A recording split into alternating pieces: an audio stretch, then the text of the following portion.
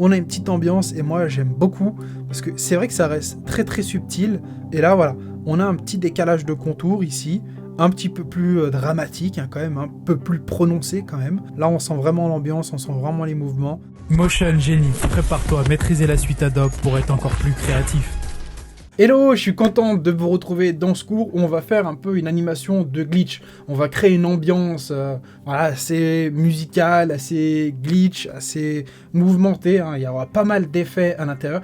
Et là, justement, ce cours, ça va peut-être être une animation simple, mais dans ce cours, on va apprendre justement à gérer plusieurs effets simultanés pour qu'on puisse matcher en fait tous ces effets et créer une scène qui matche bien et qui est réussie.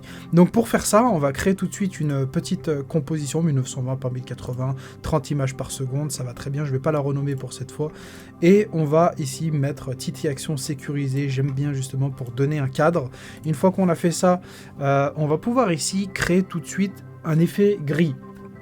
Vous pouvez me dire, non mais Julien, l'effet gris, je peux récupérer des textures sur internet, on peut utiliser aussi gris, un effet qui est interne à After Effects pour avoir tout de suite une grille, mais moi je vais vous faire travailler, vous connaissez la logique un peu de la formation, je préfère que vous la travaillez, que vous la faites à la main, comme ça vous aurez beaucoup plus encore de possibilités d'évolution, parce que justement c'est fait à la mano, vous pouvez vraiment le gérer soi-même, vous pouvez le gérer vous-même, et ce qui va vous permettre aussi de voir les différentes choses que vous pouvez réaliser.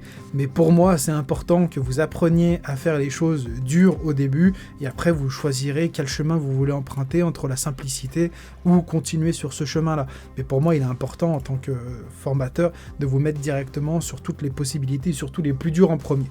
Donc pour faire ça, une fois qu'on a fait un calque de forme, on regarde bien qu'on n'a pas de fond et qu'on a bien un contour avec 5 pixels.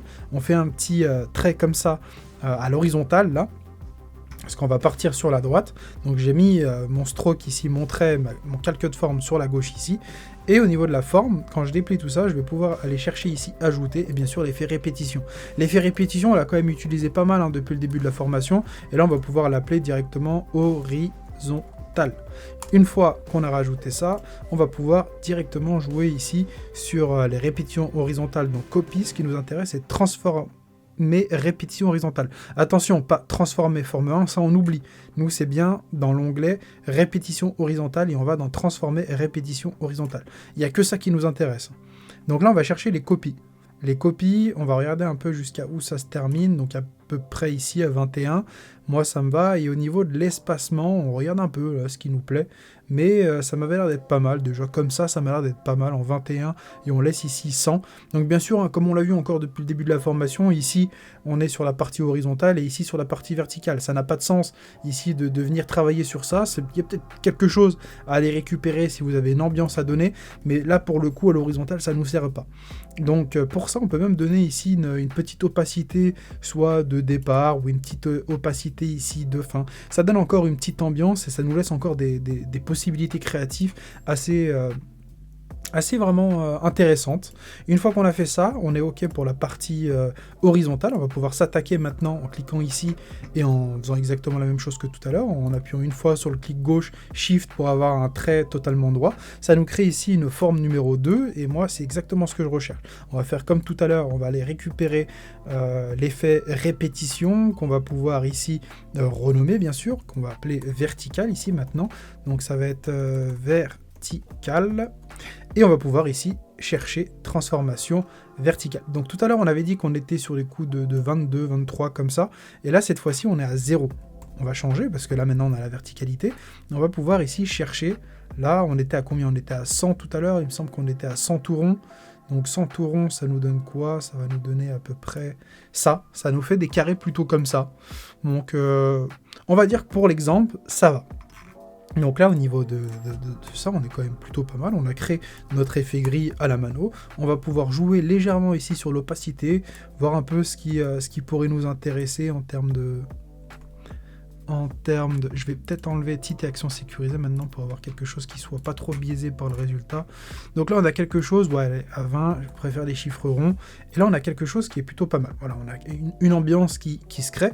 Donc ça, c'est plutôt cool. On va pouvoir ici tout de suite créer un petit texte. Par contre, ouais, je vais, maintenant que c'est OK pour ma grille, je vais pouvoir rajouter ici ma petite ma petite réaction sécurisée ici pour avoir un cadre.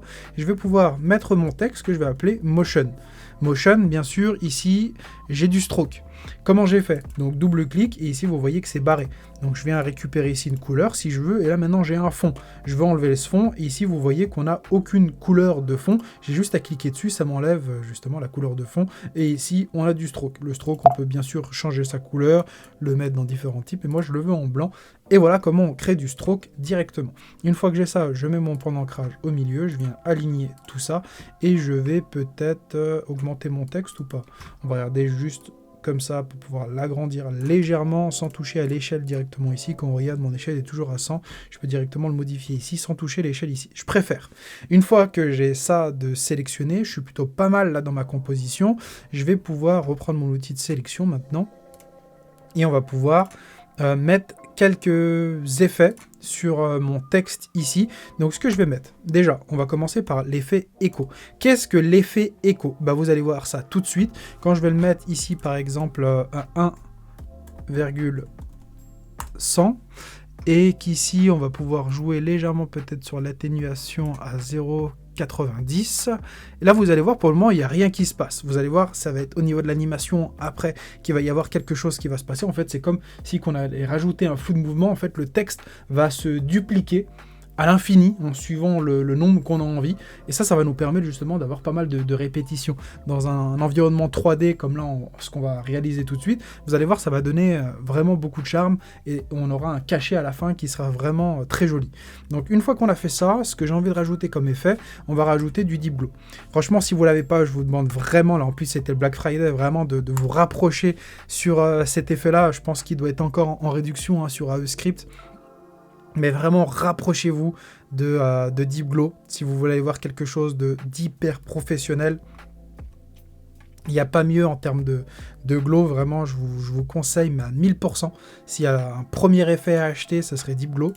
Une fois qu'on a ça, on est OK, on a quand même un joli petit flou là une jolie lueur diffuse qui se crée ici. Et une fois qu'on a créé ça, on est pas mal sur les deux effets que j'avais envie de donner à mon texte. On va pouvoir ici créer un calque d'effets. Vous allez voir qu'on va voir un peu plus d'effets. On a un effet que j'ai envie d'utiliser qui s'appelle la compensation optique. Vous allez voir ce qui va se passer ici. On va pouvoir jouer sur une valeur. Donc on va essayer de jouer. Là, vous voyez tout de suite, ça me distord un peu... comme un peu les anciennes télé cathodiques qui étaient avec un écran assez arrondi. Et on a tout de suite cet effet là un peu qui ressort quand même pas mal. Donc ça c'est quelque chose que j'aime bien justement pour avoir quelque chose d'assez rond. On a tout de suite là on peut inverser aussi la déformation pour avoir quelque chose voilà, qui soit plus à l'intérieur. Un peu comme une toile d'araignée, un peu... Voilà, on peut faire quelque chose d'assez arrondi, une cage de foot, etc. Donc là, pour le coup, non, on va le mettre en mode inversé comme ça. On peut pixel, on peut aller jouer un peu, voir ce qui nous intéresse le plus. Voilà, moi je vais le laisser comme ça pour le moment. J'essaye de regarder un peu la différence. On va le laisser comme ça pour le moment et on va essayer de voir un peu comment ça se passe. Là, ici, on est plutôt pas mal sur ce côté-là. Au niveau de mon calque d'effet, je pense que là, on est plutôt pas mal sur ce qu'on a envie de créer ici. On va pouvoir maintenant rajouter peut-être une précomp. On va faire une précomp maintenant. Et sur cette précomp, on va pouvoir mettre texte glitch. Voilà, une fois qu'on a fait notre précomp, ici, en fait, le but, ça va être de créer maintenant ce petit effet glitch, ce petit effet qui va nous permettre voilà, d'avoir quelque chose ici qui se superpose dans notre glitch. Donc pour faire ça, on va utiliser l'effet décalage des couches. Et comment ça se passe alors pour le décalage des couches? Eh bien ça va être tout simple. En fait ici, on va avoir rouge, vert et bleu. Donc on va sélectionner notre couleur rouge et ici on va mettre néant. Néant, pareil pour le vert et pour le bleu. On garde uniquement le rouge et en alpha. Une fois qu'on fait ça, on peut aller dupliquer 3 fois, parce qu'on va les jouer sur le rouge, le vert et le bleu. Et ici, maintenant, on va pouvoir utiliser, on enlève d'abord le rouge et on va partir sur le vert. Une fois qu'on part sur le vert, bien sûr, on laisse le bleu en néant. Et là, vice-versa, hein, pour lui, exactement la même chose. Le rouge, on le met en néant, le vert en néant, et cette fois-ci, on va utiliser le bleu. Si on regarde bien ce que j'ai fait, j'ai mis en néant le rouge, en vert, j'ai laissé vert, en bleu, j'ai mis néant. Celui du bas, néant pour le rouge, néant pour le vert, et le bleu, on l'a bien mis en bleu. Ici, pour le rouge, qui est le dernier, je l'ai bien laissé en rouge, et les deux autres, je les ai mis sur néant. On va pouvoir utiliser maintenant ces deux-là en mode... Je vais juste agrandir ici, hop. Je vais pouvoir ici mettre mon mode écran, pour que justement on puisse avoir cette couleur blanche. Une fois qu'on a fait ça, maintenant on peut voir qu'ici on a le petit œil, et là c'est plutôt good sur ce qu'on a voulu réaliser. Ce que je vais faire maintenant, c'est qu'au niveau de ma position ici, suivant l'ambiance que j'ai envie de donner, hein, ça dépend de vous, on va pouvoir mettre un petit wiggle. Peut-être ici, moi je vais le mettre à 2/3, juste histoire de voir. Un petit wiggle, c'est quoi? C'est un effet de tremblement, et sur cet effet de tremblement, on peut jouer ici sur un objet nul, et l'objet nul, on va bien sûr le parenter avec nos 3 précomptes.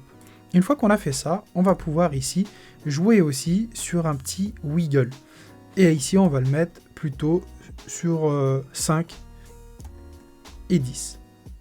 Une fois qu'on a fait ça, on peut voir ici que ça tremble plutôt pas mal. Mais on n'en a pas encore fini, hein.